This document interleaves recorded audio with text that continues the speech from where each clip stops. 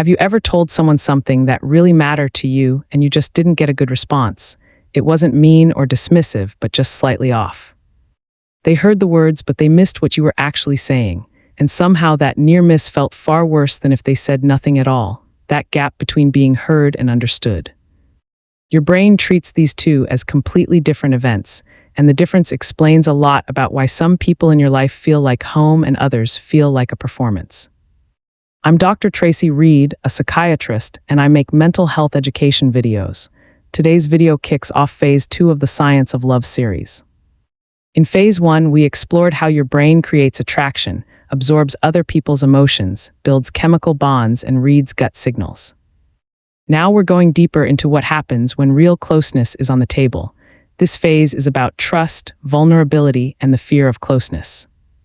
And it starts with the most fundamental thing your brain needs from another person to feel seen. So let's start with the distinction that we don't talk much about. Being noticed and being recognized are not the same thing. Your brain knows the difference even when you don't. Attention is surface level. Someone notices you, they compliment you. They respond to what you said. It registers, but it doesn't necessarily change anything inside you. Attunement is something different. Attunement means someone is tracking your internal state, your emotional tone, what you're not saying, the shift in your energy, and they're responding to that accurately. In a previous video, we talked about mirror neurons, those brain cells that automatically reflect other people's emotional states. That's mirroring, and it happens automatically. You don't choose to do it. Attunement is what happens when someone takes that mirrored information and uses it on purpose to meet you where you are. Think of it as the difference between someone singing along to a song and someone harmonizing with you in real time, adjusting to your tempo and your key. One is pleasant, the other makes you feel like you exist. You've probably felt this without having a word for it. That moment when someone says exactly the right thing, not because it was clever, but because it reached you precisely where you needed it. Or when someone looks at you during a conversation and you can tell that they're not just waiting for their turn to talk, they're there with you. That's attunement, and your brain responds to it in a very specific way. Now, here's what's happening in the brain. When someone attuned to you accurately, two things fire at the same time. Your brain's reward center activates, you get a hit of this feels good, and simultaneously your threat detection system quiets down. That's reward plus safety happening together. That combination is rare. Flattery can activate reward all on its own. Reassurance can reduce threat all on its own, but attunement does both at once. And that's why being truly seen feels qualitatively different from being liked, or even from being loved in a general way. It's not just one signal, it's two signals locking in together. So here's something that I thought was pretty interesting. Research on something called social baseline theory shows that your brain literally uses less energy when a trusted person is nearby. Not just feels calmer, but actually consumes fewer metabolic resources. Think of it as your neural operating costs going down. This is why the relationship feels restorative. You walk away from certain people feeling recharged, and it's not just emotional. Your brain was actually running more efficiently in their presence. Now here's the flip side of that. And I think this is important. We usually think of being guarded, keeping your walls up and not letting people all the way in as a form of self-protection. But in a close relationship, being guarded is actually expensive. It's a metabolic tax on your brain when the person you're with doesn't understand your temperament or your triggers.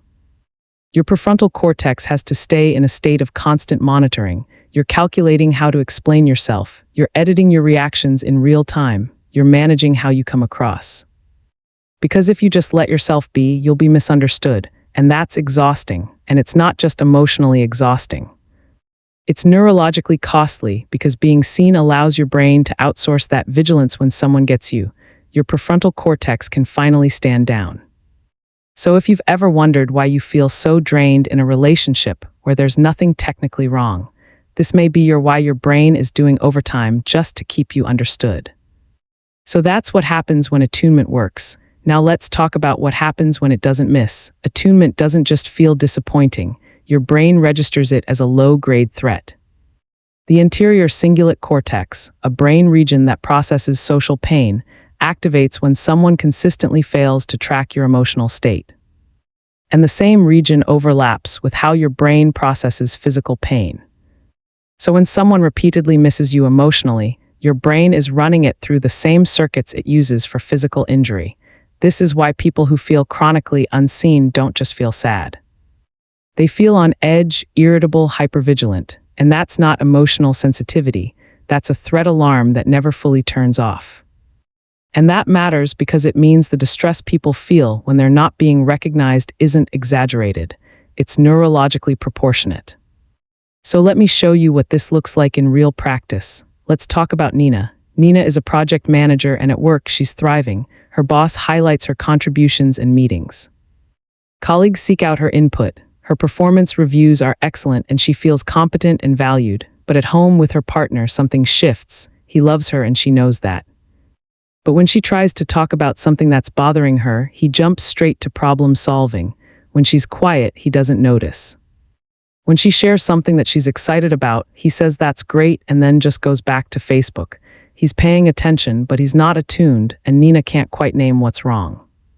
If you ask her, she'd probably say, I don't know, I just don't feel like he really gets me. She might even feel guilty about it because he's not doing anything wrong. He's present, he's kind. But something essential is missing, and she can feel it in her body even when she can't explain it. So what's happening in Nina's brain at work? She's getting that dual signal recognition and safety together. People aren't just noticing her output. They're responding to her ideas, her energy, her thinking. And that lights up the reward plus safety circuit at home. Though the reward signal is thin, there's no active threat, but there's no attunement either. So Nina's nervous system gradually does what it's designed to do. It moves toward the environment where it's being met. She invests more at work and slowly withdraws from home. She's not choosing her career over her partner. Her system is choosing the place where the attunement circuit is active, and this is why some people can seem more themselves at work than at home, or with friends than with a partner.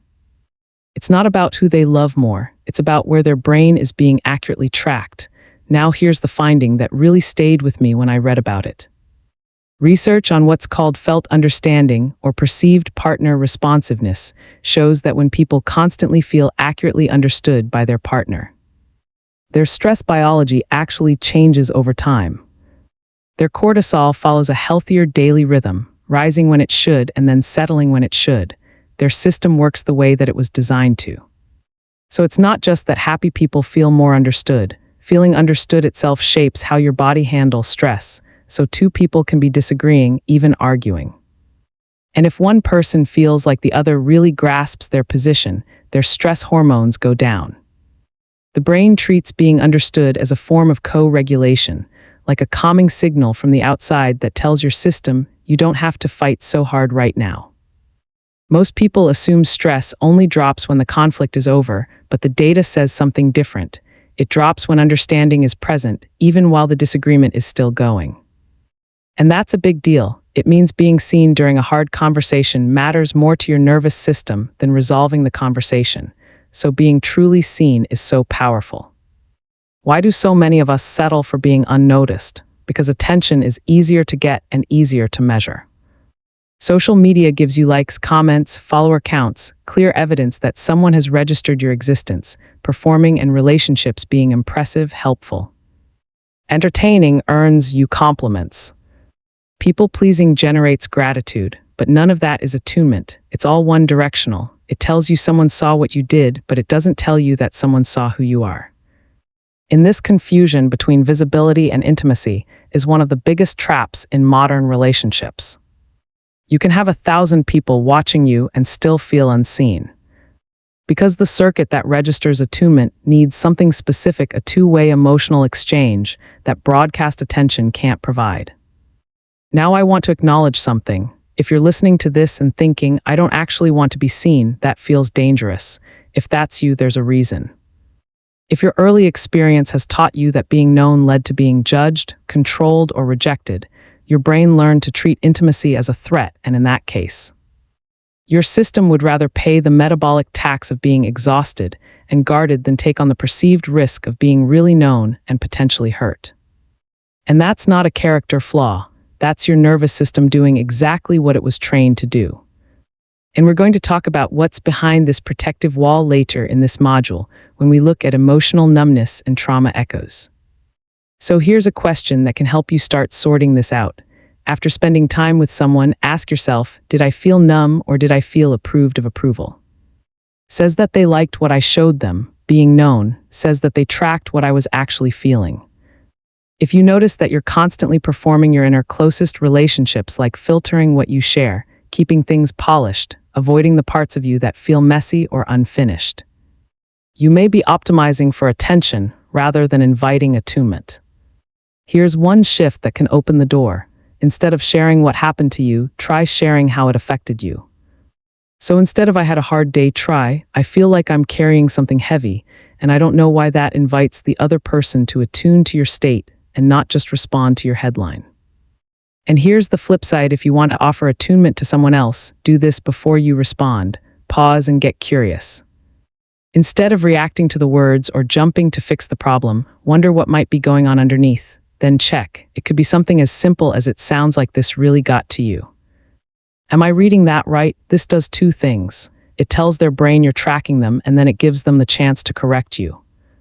If your off attunement isn't about being a mind reader, it's about being willing to reach for someone's experience and let them guide you the rest of the way.